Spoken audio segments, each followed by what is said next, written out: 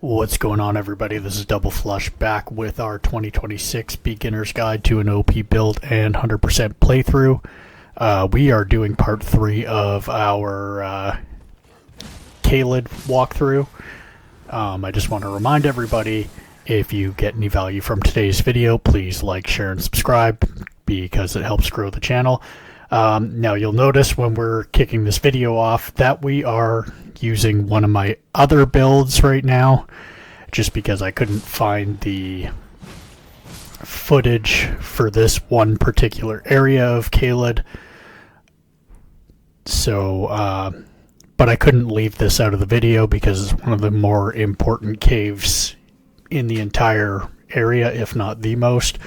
So, yeah, we'll just jump into this right now.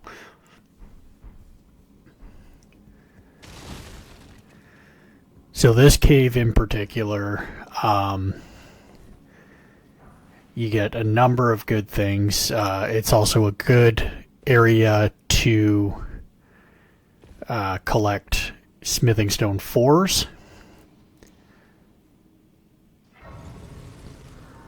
Alright, so we're going to get the grace here. Move down the tunnel.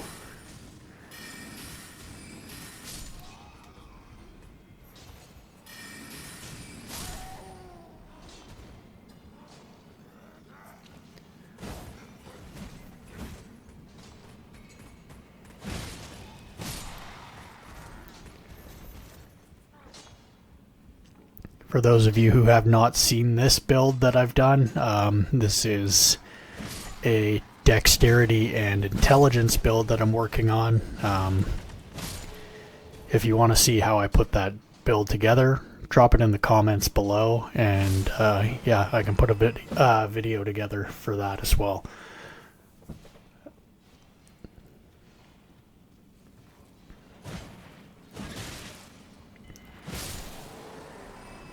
So in this little side area, a large octopus is going to jump down. This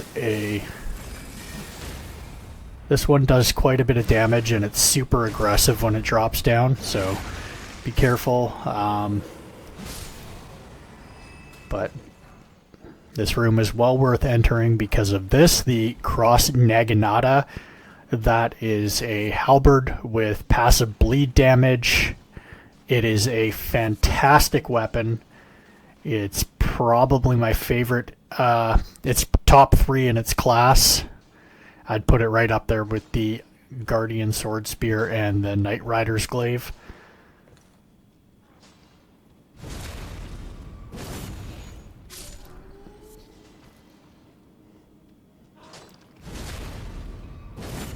You know, everybody focuses on the weapon you get for defeating the boss here, but that one is nothing to sleep on, I'll tell you that right now.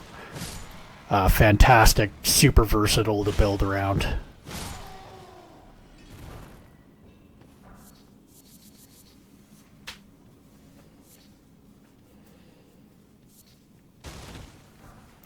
Alright, so we've cleaned up in here. We got some smithing stones, cracked crystals, and a gold pickle foulfoot.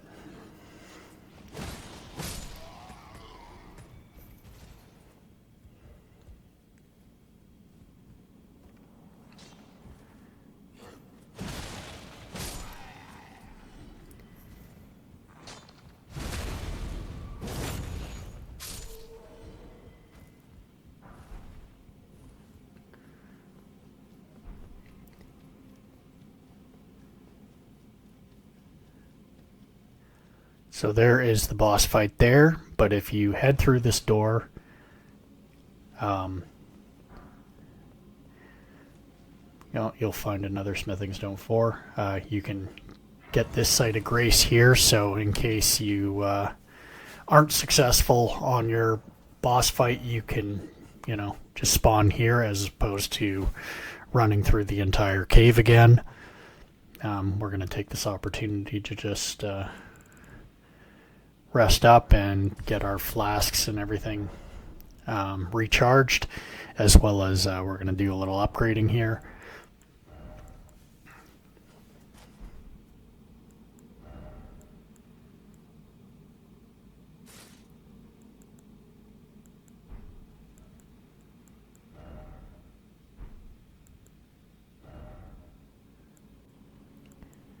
So basically what I'm doing right now is just trying to find the armor set with the best fire and physical damage negation, because this boss is a magma worm and they do fire and physical damage by the truckload. So that's what we're doing there. We're going to get buffed up and take this guy on right now.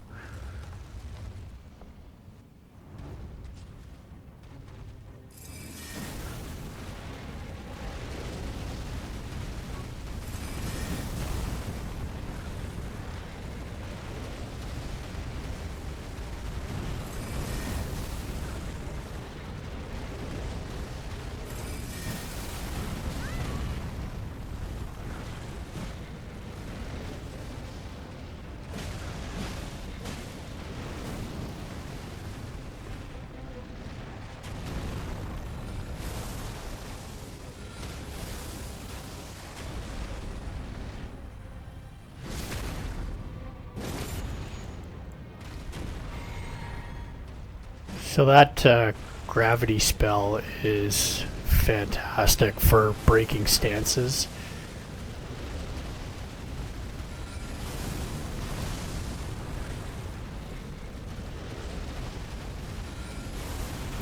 I believe it's called Rock Sling.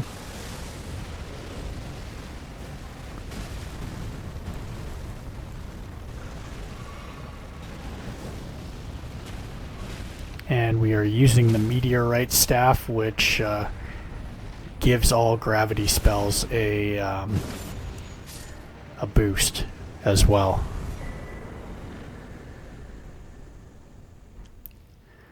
So there we go. We have now the Moonveil Katana, which is an S tier weapon. It's an intelligence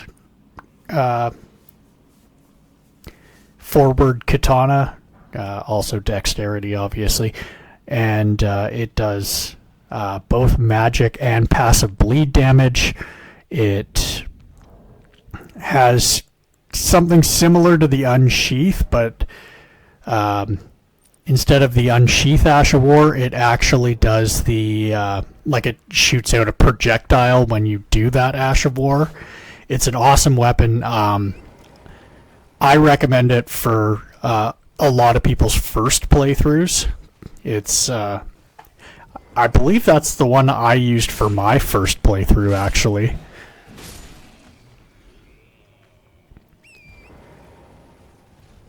I think during my first playthrough I just fed into like every stat. I didn't know what the hell I was doing.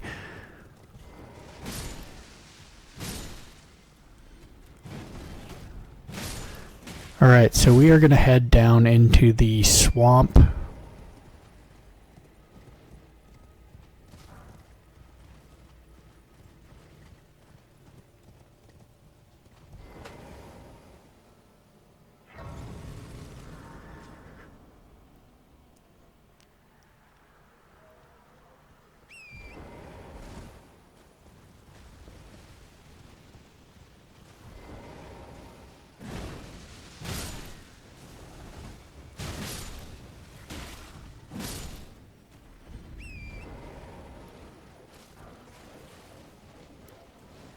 You'll notice we've switched back to our build for this series.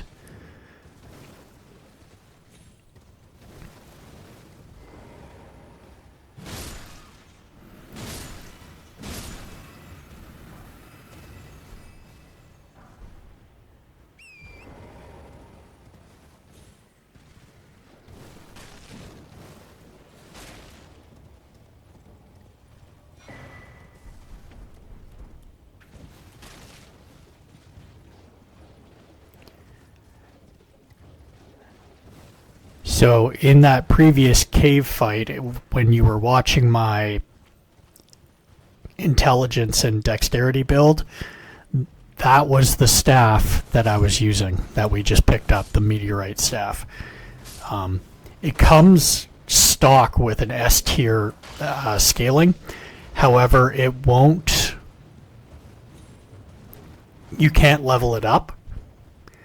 But it's basically good to carry you until your intelligence is above 30. And then after that, I think there's other staffs that you can use that are just much more, that are going to give you much more bang for your buck. But no, great early mid-game staff. Definitely good for getting intelligence builds, giving them a good early game boost. So now we are going to get this invisible scarab here for those who are wondering what it is. This is a incantation, the poison armament. So it can basically add poison to your weapon if you are looking to do so, or if you are looking to fight a boss that is particularly weak to poison. That is a good option, especially if you don't have poison grease. Alright, so now we are heading into the Caelid Crystal Tunnel. We already did the Caelid Town of Sorcery in another video, so we're not doing that.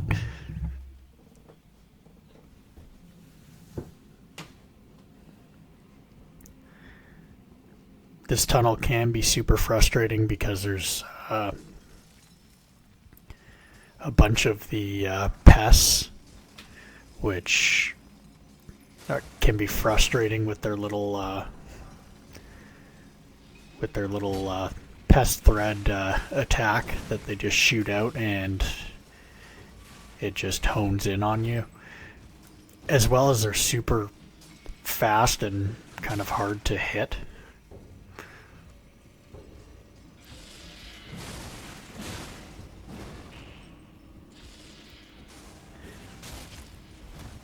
I'll put them in my top 10 for most annoying enemies in this game, for sure.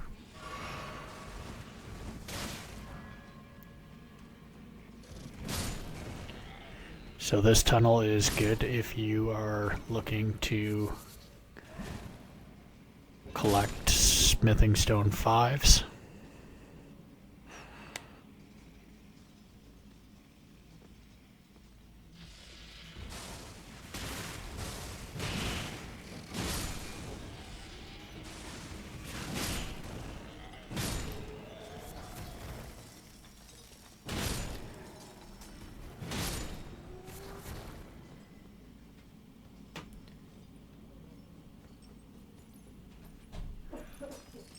Alright, so we are going to progress through this tunnel after we collect these stones. So what we do is we jump up on top of this roof here onto this platform,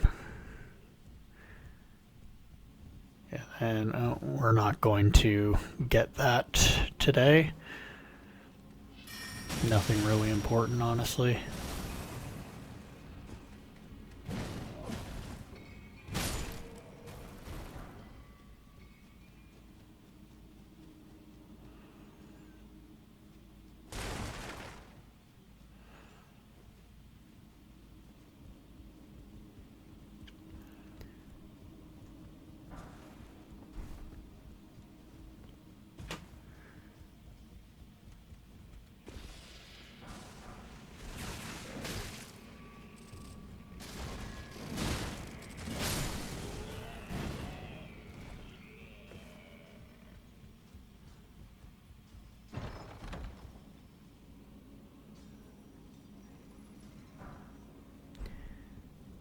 Alright, so we just got another sorcery. Again, we're not doing sorceries in this build, so irrelevant to this.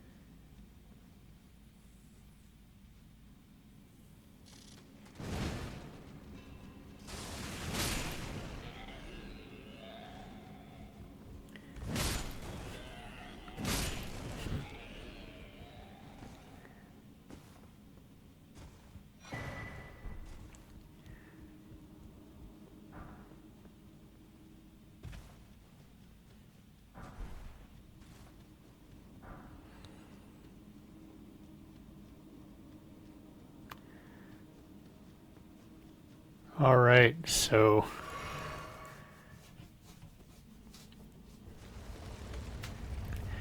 on to the boss fight.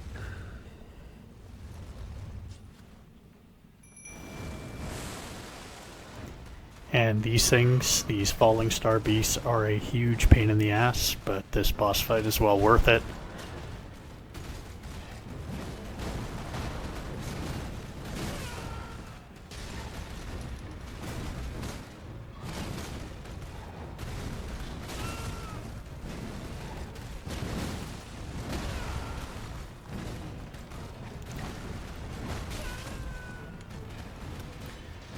I always avoid these, and it's evident because I do not have their timing down whatsoever.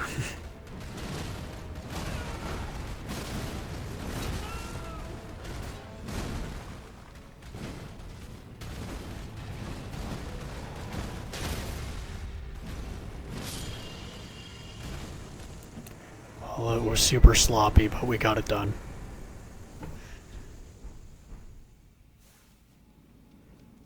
So we got a bunch of smithing stone 7s, which are pretty rare in this game. Honestly, I can't think of anywhere off the top of my head right now to farm smithing 7s.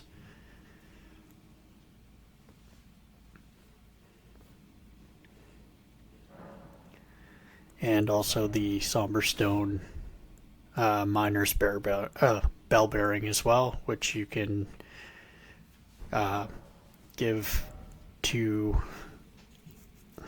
the maidens at the round table hold, and then you'd be able to buy unlimited amounts of somber stones, 1 and 2, I believe.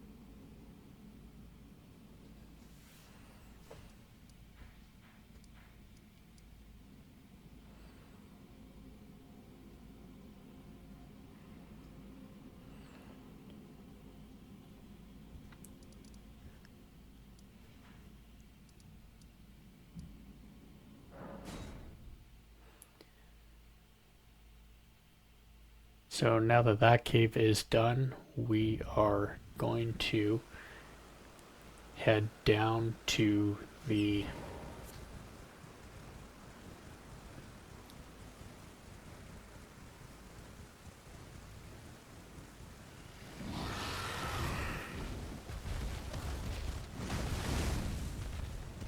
now I'm making an idiot out of myself.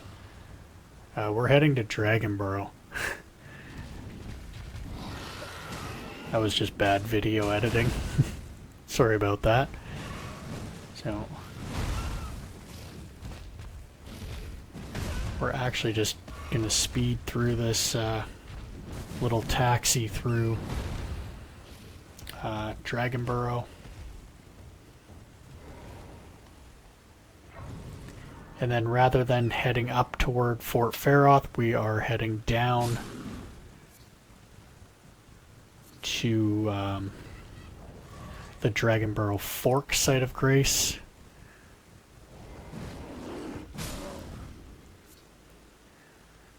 I wanted to fight this dragon, but then he decided to do something weird here. Perched up on the tree, so I couldn't get at him. Anyways, so we've got this Grace site, and then we're going to head down.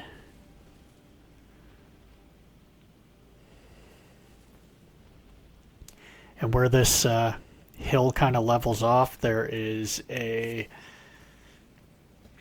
catacombs here.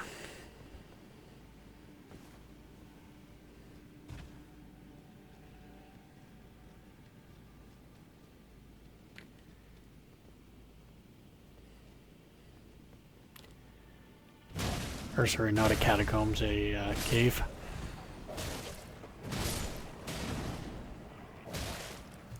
So we're going to leave this bear alone for now, because he is a massive pain in the ass.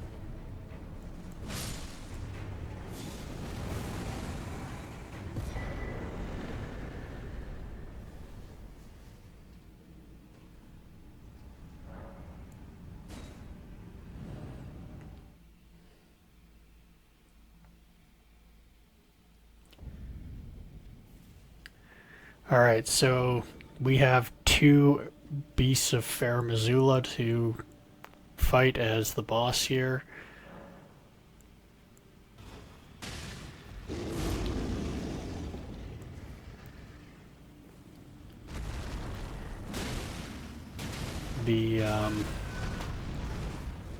These guys can actually do a ton of damage quick, so if they catch you slipping, they'll, you know, throw a combo together and end you super quick.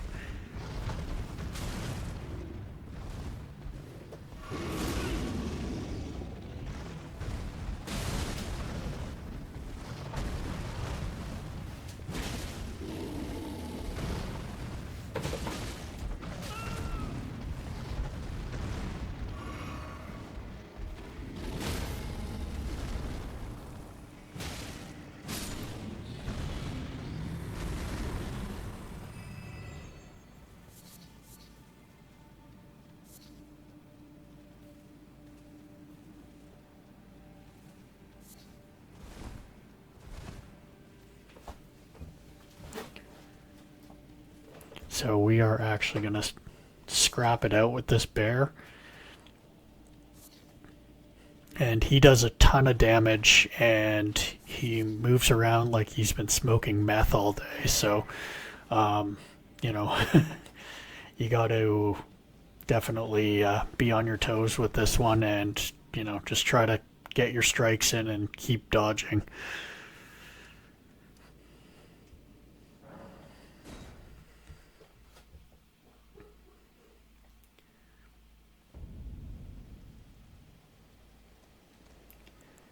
When you search around his little lair here, there's a bunch of goodies, including what is up here, which is the Bull Goat's Talisman. This is a great talisman for people who are doing colossal builds and don't have the ability to put on much armor. This greatly increases your poise to be able to tank through attacks and be able to, you know,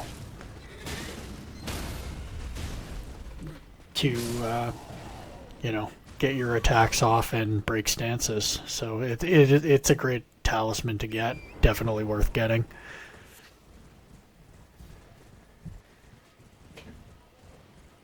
So we just traveled to the impassable bridge site of grace. And we are heading just off to the side, heading north, to get the Caelid catacombs. Now, I know we saw a teardrop scarab out there.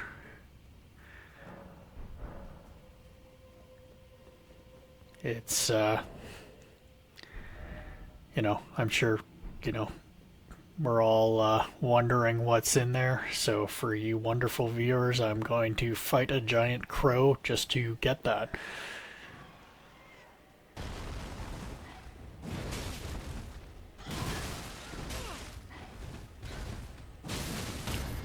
And everybody knows what a pain in the ass these things are, so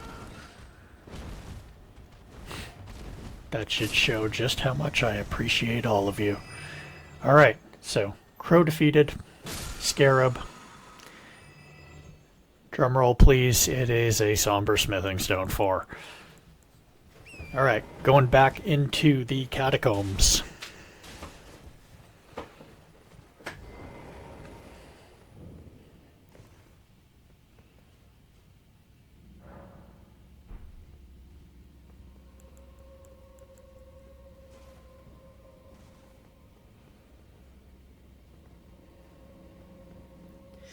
Now again, I just want to touch on the fact that I'm not showing 100% of Caelid. I'm just trying to highlight, a couple areas that I think are, pretty key. I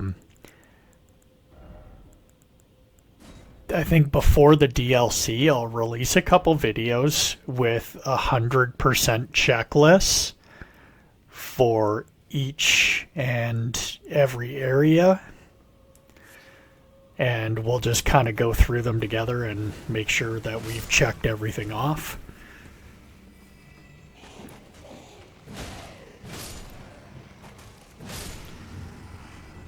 So I just realized that these catacombs are one of the ones that has a scarlet rot floor, so I wanted to equip the Flame Cleanse Me incantation, which immediately alleviates scarlet rot, which is pretty much one of the most handy healing incantations you can get.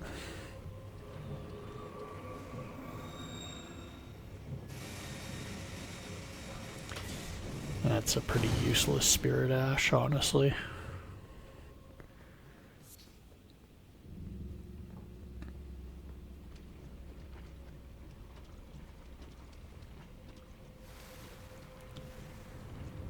So we'll notice that door's locked.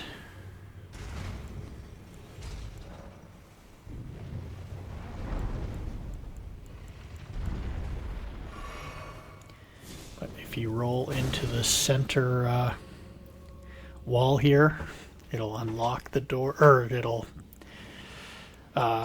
reveal the switch to unlock the door. So now we are going to get into this boss fight, which is another cemetery shade, I believe.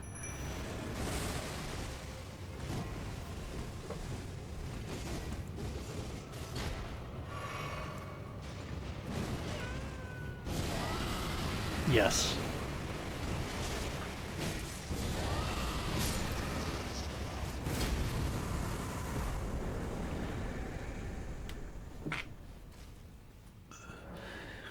And this is my new favorite way of beating those.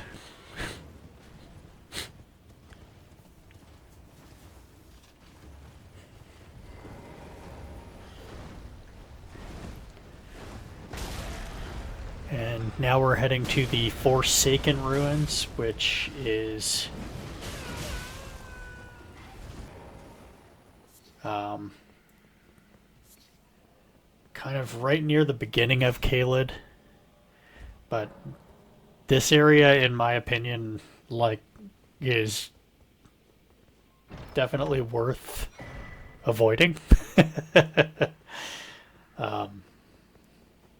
Because because of, I think there's 3 or 4 of those giant crows. But we're just going to head down and get this weapon. That is the Sword of St. Trina.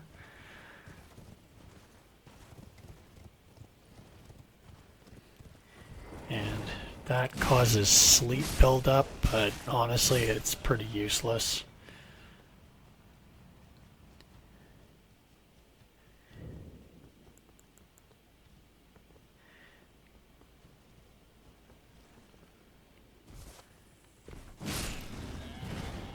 And continuing on through Caelid, we are hitting up the ruins just off to the right of the path.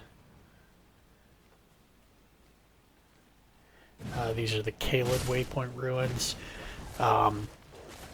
There are a ton of these pests here.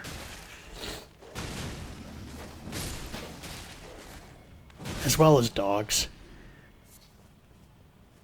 This could quite possibly be one of the most annoying parts in the game.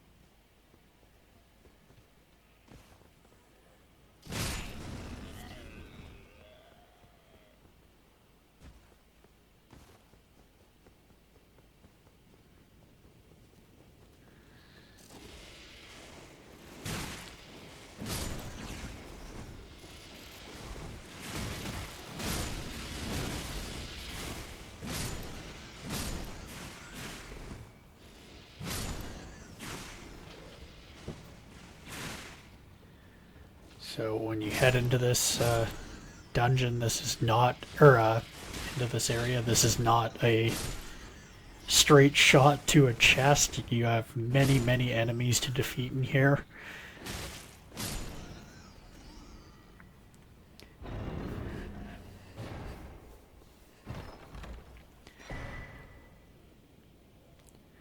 But in this little cave here is where you find the meteoric ore katana. It's another katana scaling with intelligence that also has bleed buildup. And the reason why you've probably never heard of it is because something called the Moon Veil exists, which is a far better katana. This one comes stock with the Ash of War Gravitas. You can build around it, but honestly, you know, why would you when the Moon Veil exists if you want to go down the intelligence route? So we just gave Garank our death root that we've collected thus far, and now he's going to choose to attack us. Now normally I would, you know, he'll call a truce after a bit of a fight, but I did the unthinkable and actually followed through and took him out. And I didn't know what happens when you did that, but yeah, that's what I did. So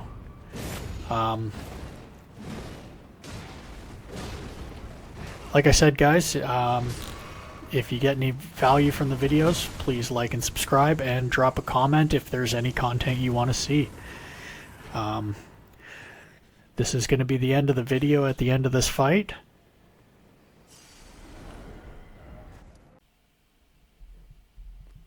So we'll catch you guys on the next one. Cheers.